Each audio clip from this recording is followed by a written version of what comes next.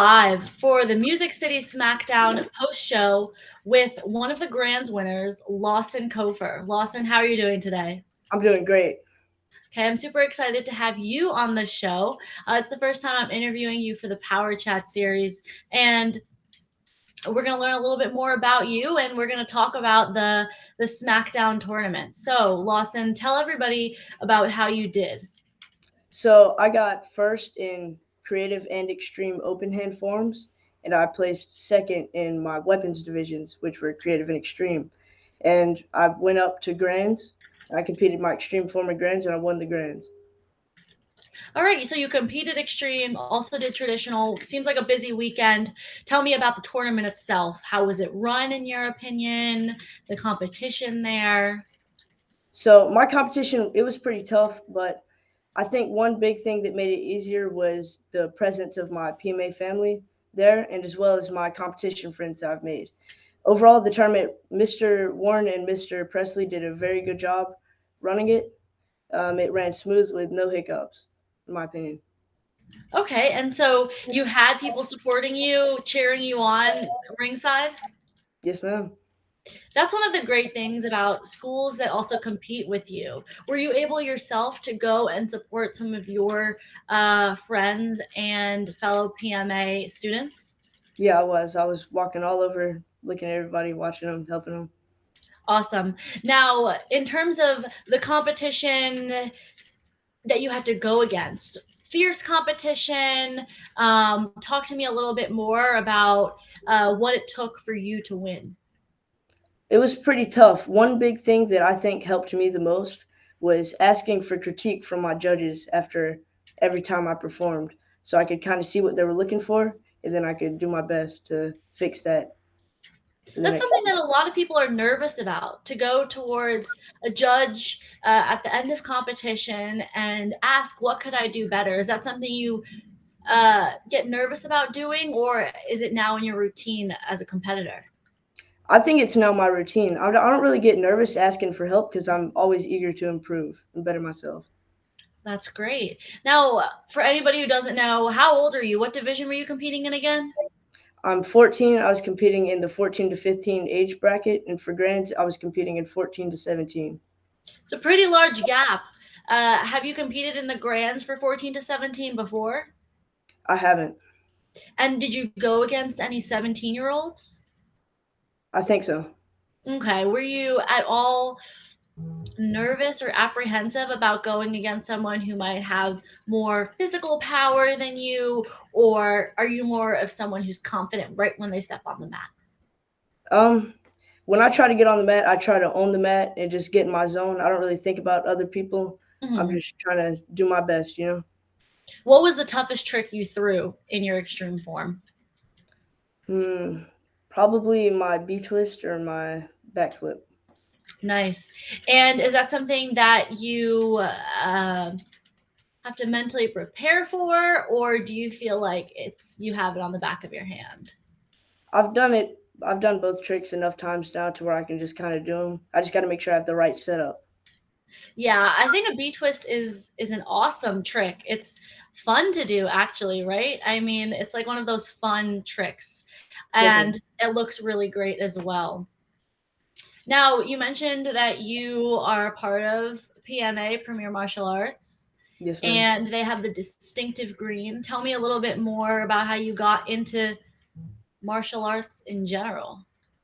Well, I was actually invited by a friend, and I was really I didn't really want to do it at first, but as soon as I did it and got my first lessons, I was like, all right, this is kind of cool. And I started developing confidence, and I was just getting better and better every day. And I just fell in love with it immediately. And I see you're also wearing a Premier shirt, and I think I might see a Premier picture in the background. Are you potentially at the karate school right now? I am. I'm in the Yeah, office. that's my investigative skills happening right there. So, did you just finish a class or something? It's pretty late. It's 9 o'clock Eastern time, 8 o'clock Central. So at around 8:30, we finished our teen and adult class, and I kind of just got ready. Okay, it's a busy life you leave, Lawson, and you're still only 14 years old. Do you also go to school, homeschooled? I go to school, but I mean, out of school right now. But Right. It's the summer. I am dating myself because no longer in school and it doesn't really cross my mind. So you're out of school. We're really vamping up the competition summer. That's when a lot of competitions are happening. How are you training and staying prepared for each one?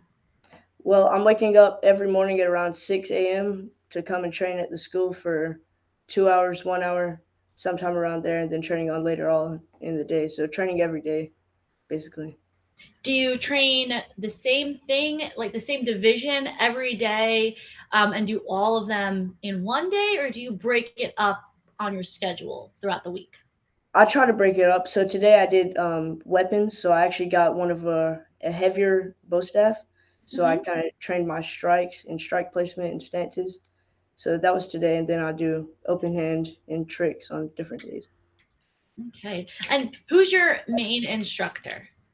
My main instructor is Donovan Jones. All right. Well, he commented, showing his support, watching. He said, "Let's go, Lawson," with some fire emojis. And now he is your main instructor, but are there any other people on the circuit that you look up to as a role model? So our school owner, Mr. Travis Thornton, he's definitely a big help to me just drilling because he comes from a traditional background. Hmm. So just those stances, he helps me get sharp and clean everything up. Um, the Presley brothers helped me out a really good bit last time I visited them, and Mr. Jason Warren. Yeah. And so, speaking of having a few different role models and people who are helping you, they all have their own expertise, if you will, right? And you do bow, you also do open hand and traditional. When you're 14, at least when I was 14, I was doing 8 different divisions. Wow. So it's a lot. And you yourself are doing a lot of different things. How do you make sure that you're getting to the level that you want to be, juggling a few different divisions? I guess breaking everything up and things I've kind of find things I need to work on. So I'll record myself, show other people, send it to other people, ask for critique, ask for help, and see what I need to kind of focus on. Then I'll go to specific people with that kind of skill set and see if they can Mhm. help me.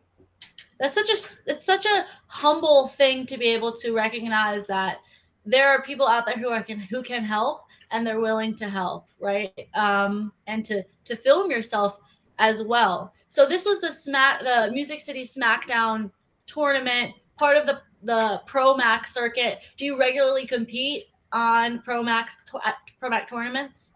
Yes, ma'am. That's Okay, primarily and what what about NASCA? I'm starting to get more into NASCAR events this year. I'm competing in two coming up, definitely the Battle of Atlanta and the U.S. Open.